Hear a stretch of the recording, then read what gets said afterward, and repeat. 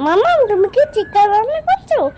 এই পোলাও দিয়ে আমার চিকেন খেতে অনেক ভালো লাগে। মানে আমি একটু তেল দিয়ে দিলাম, তারপর তেজপাতা দিয়ে ভালো করে একটু গুলে দিলাম, তারপরে পেঁয়াজ দিয়ে, তারপরে আরেকটু করে রান্না করে নিলাম, তারপরে আদা রসুন লবণগুলো জিরাগুলো মরিচাগুলো সব দিয়ে তারপর আরেকটু নাড়াচাড়া করে নিলাম, তারপরে মাংসগুলো দিয়ে তারপরে ভালো করে মাখিয়ে দিলাম।